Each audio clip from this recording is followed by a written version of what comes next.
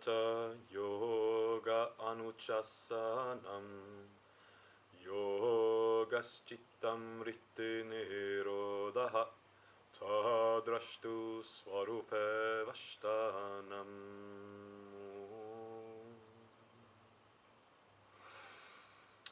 Hi guys, thank you for watching, welcome to my channel. Today I'm going to make a very important point, and I'm going to explain why a lot of people do not progress when it comes to meditation and spirituality. Although I'm not a big fan of the word progress, but why a lot of people struggle with understanding what it is and where they're supposed to go with it. The point I'm going to make today is very important for any kind of understanding of sadhana and yoga and meditation. So please watch till the end and try to intuitively listen to what I say, because I'm making an important point, and I'm making that point very much based on my experience teaching, but also what I did wrong myself. So take it from me, what I'm saying here is one of the most important things you can know and understand about yoga and spiritual practice. To start with, a lot of people go into meditation and yoga because they want to be happier.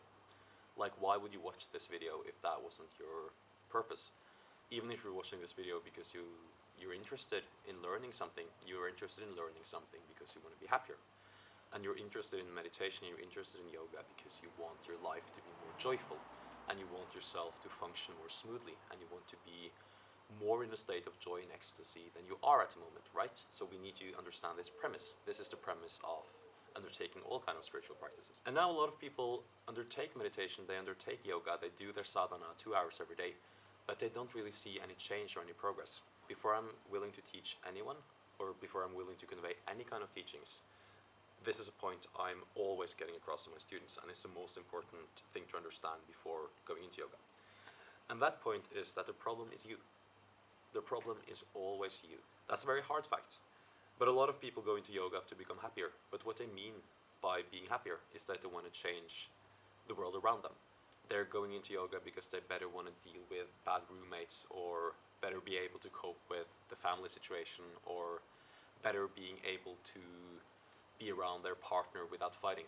And all of these reasons are valid, and I understand it. But going into any spiritual practice because you want to change the world or fix the world around you aren't going to yield any results. The only thing that you can manage and fix in life is yourself. And you can try to manage other people, and you can try to continuously devise strategies and tactics to make sure that everything around you is functioning in a way that makes you happy. But it's tiring. It takes an enormous amount of energy to constantly be managing your surroundings. And a lot of people are trying to do this. And that's what they associate with working on themselves. They say working on themselves. What they're doing is that they're trying to change their surroundings. Now, before going into yoga, you need to understand that you need to abandon all control of other people. You need to abandon all control of your surroundings. And the whole purpose of spiritual practice is to engineer yourself in such a way that no matter what the world throws at you, you remain the same. You remain in the same state of ease at heart, mental serenity, and openness. Yoga must be approached from a place where you understand that what you need to fix and manage is yourself. That the reason there is friction in your life is essentially up to your perspective on things. And I'm not saying that, I'm not one of those positive thinking guys that say that if you just think hard enough about a Rolls Royce, it will come manifesting into your life. That's not true. You must just abandon control of the world. You must try to abandon control of your surroundings. But you must try to engineer yourself in such a way that gratitude, contentment, joy, love are closer to you and closer to manifesting in your mind than need and want and sorrow. That does not mean that you are pretending that you're happy about something you're not. It just means that you need to cultivate a certain emotional state. You need to cultivate certain neural pathways in your brain that make those emotions more accessible to you than the bad emotions. And of course, there is a whole system to make sure that this takes place within you and manifests in your life, and that system is yoga.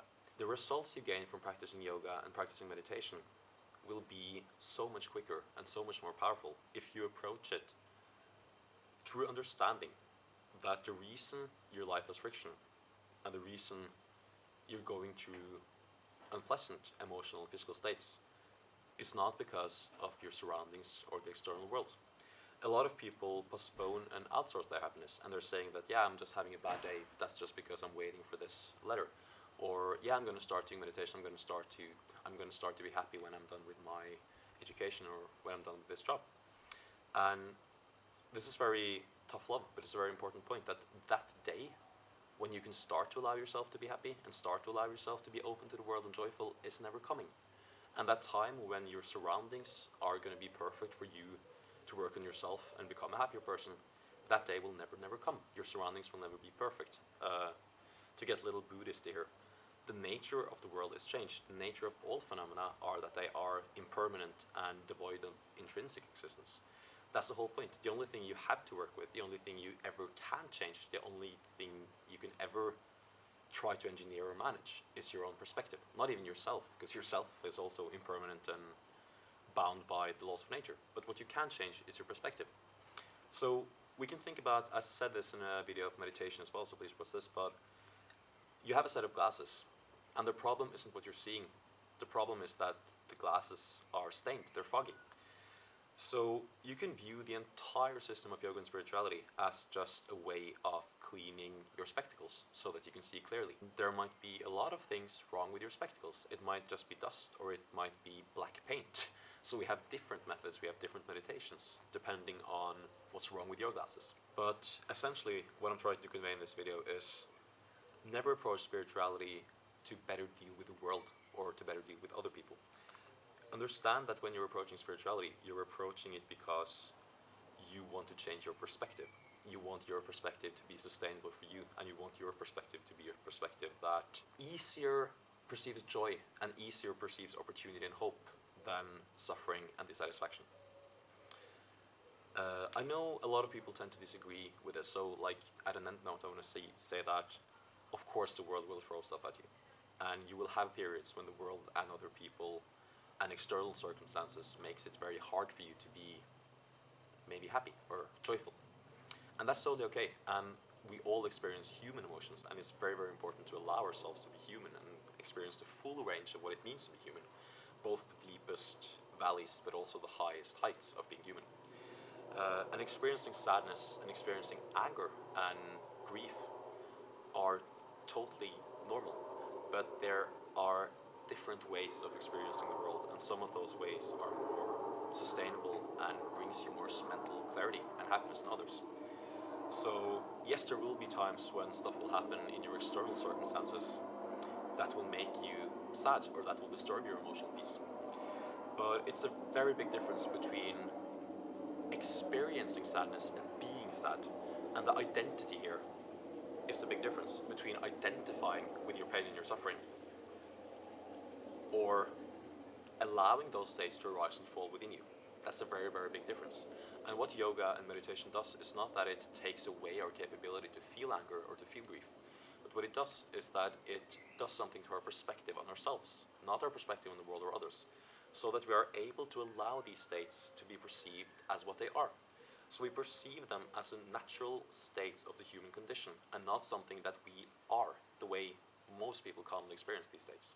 And that is the defining difference between identity and being. So I hope that made some sense to you, and I hope that provided some clarity and benefit for those of you who want to undertake spiritual sadhana or spiritual practices. Thank you so much for watching, and may this video and its content benefit you, the people around you, and all living beings. Thank you.